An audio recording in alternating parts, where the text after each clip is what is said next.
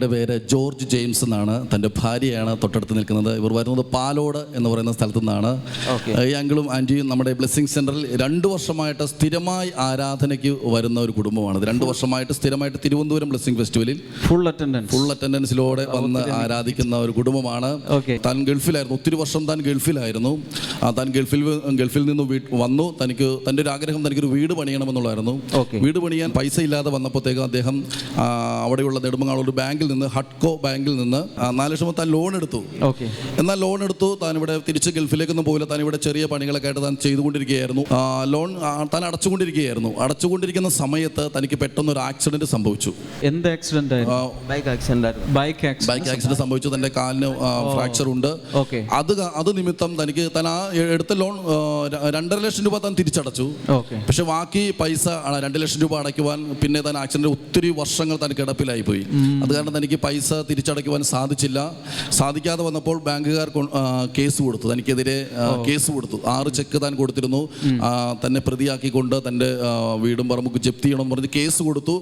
അങ്ങനെ 2 വർഷത്തോളമായി ഈ കേസ് ഇങ്ങനെ വാദിച്ചുകൊണ്ടിരിക്കുകയാണ്. ഇതിൻ്റെ മുതലും പലിശയും കൂടെ ചേർത്ത് തന്നെ 7 വർഷം മുമ്പാണ് ആക്സിഡൻ്റ് ആയത്. ആ സമയം മുതലുള്ള പണം താൻ അടയ്ക്കാതെ ലാസ്റ്റ് അവർ വിധിച്ചത് 1,13,60,000 രൂപ താൻ.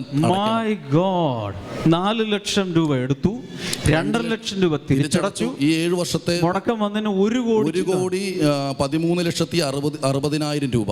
പേപ്പർ ഉണ്ടായിരുന്നു, തന്നെ കൊണ്ടുവന്നിട്ട് എല്ലാ ഡീറ്റെയിൽസും ഉണ്ട്. ഞാൻ അങ്ങനെ സംഭവിച്ചുകൊണ്ടിരിക്കുന്നു. പക്ഷെ ഇവർ ലാസ്റ്റ് വിചാരിച്ചു ആത്മഹത്യ ചെയ്യാമെന്ന് വിചാരിച്ചു. ഇത്രയും പൈസ എന്തായാലും കൊടുക്കാനില്ല. അങ്ങനെയാണ് നമ്മുടെ ബ്ലെസ്സിങ് സെന്ററിൽ വരാൻ കാരണമായത്. പക്ഷെ അതിനുശേഷം ഇവർ പറയുന്നത് ഇങ്ങനെയാണ്, 2 വർഷമായി വന്നുകൊണ്ടിരുന്നു. ഓരോ മാസവും കേസ് ഇങ്ങനെ മാറ്റി വയ്ക്കും. ഇവർ ജോലി എടുക്കുന്ന പൈസ മുഴുവനും വക്കീലിന് കൊടുക്കാനേ ഉള്ളൂ. ആകെ തകർന്ന വീട്, പട്ടിണി, ദാരിദ്ര്യം ഒന്നുമില്ലാതെ ആകെ തകർന്ന അവസ്ഥയിലായി. 2 വർഷം വന്നുകൊണ്ടിരുന്നപ്പോഴും ഇതിന് മാറ്റമൊന്നും കണ്ടില്ല. കേസ് ഇങ്ങനെ മാറ്റി വയ്ക്കുകയാണ്. അപ്പോൾ പിന്നീട് വെച്ചാൽ ഞങ്ങൾ ബ്ലെസ്സിങ് സെന്ററിൽ പോയിട്ട് ഒന്നും സംഭവിക്കുന്നില്ലല്ലോ എന്ന് പറഞ്ഞ് പ്രാർത്ഥിച്ചുകൊണ്ടിരുന്നു. 2 വർഷം കഴിഞ്ഞിട്ടും ഒന്നും നടക്കുന്നില്ല. പക്ഷെ ദൈവം ചെയ്ത അത്ഭുതം എന്ന് പറഞ്ഞു കഴിഞ്ഞാൽ, ജഡ്ജി വിധിച്ചിരുന്നു ഇത് ജപ്തി ചെയ്യാം, ഇവരുടെ വീടും പറമ്പും എല്ലാം ജപ്തി ചെയ്തേക്ക്. ഇനി ജഡ്ജി വിധി എഴുതി കഴിഞ്ഞ മാസം വിധി എഴുതി. അത് കംപ്ലീറ്റ് ആയിട്ട് ജപ്തി ചെയ്തേക്കാമെന്ന് വിധി എഴുതി. ഇവർ ആകെ സങ്കടത്തിലായി.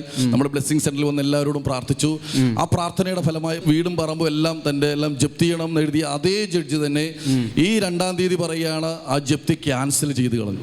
ആ 1,13,60,000 രൂപ ഇനി അടയ്ക്കണ്ട, ജപ്തിയില്ല, വീടും പറമ്പും തനിക്ക് സ്വന്തം, ഒന്നും ചെയ്യണ്ട എന്ന് പറഞ്ഞ് തനിക്ക് തിരിച്ചെഴുതി കൊടുത്തിരിക്കുന്നു. സത്യമാണ്. ഞങ്ങളെ അവസാനം വൈഫ് പറഞ്ഞ് ഇനി നമുക്ക് ബ്ലെസ്സിങ് സെൻറ്ററിൽ പോകണ്ട, നമുക്ക് ഒരു അനുഭവം കിട്ടുന്നില്ലല്ലോ. അപ്പോൾ ഞാൻ പറയാം അങ്ങനെയല്ല, ദൈവം നമുക്ക് വേണ്ടി കരുതിയിട്ടുണ്ട്. ഇത് ഞങ്ങളുടെ ജീവിതത്തിലെ വലിയൊരു സംഭവമാണ്. കാരണം ചിന്തിക്കാൻ പോലും ഒക്കാത്തതാണ്. അഡ്വക്കേറ്റ് ഉടനെ തന്നെ കോടതിയിൽ നിന്ന് ഇറങ്ങിയിട്ട് എൻ്റെ വീട്ടിൽ വന്നു. പുള്ളിക്ക് ഭയങ്കര പേരായി കോടതിയിൽ.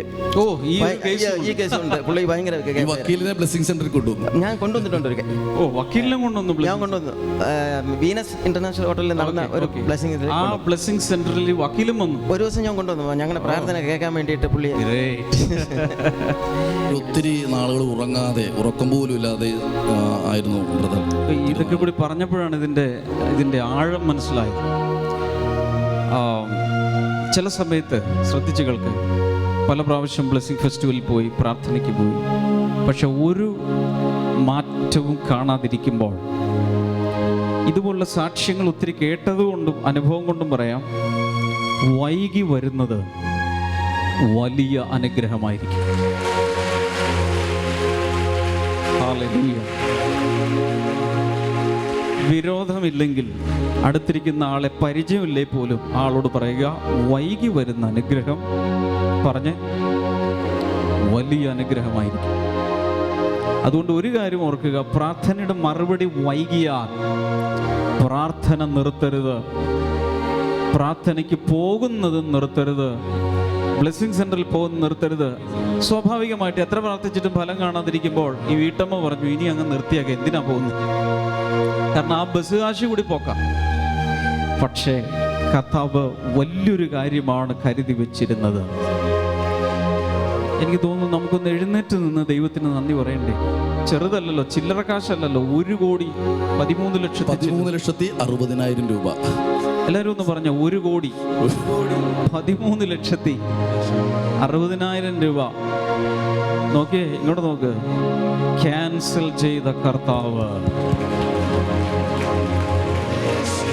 ഈ കൈയടിക്കുന്ന നമ്മുടെ ഓരോരുത്തരുടെയും കാര്യങ്ങൾ നടത്തി തരാനും ഈ ദൈവത്തിന് ശക്തിയില്ലേ? വിശ്വസിച്ചുകൊണ്ട് കൈയടിച്ച് ദൈവത്തെ സ്തുതിക്ക്.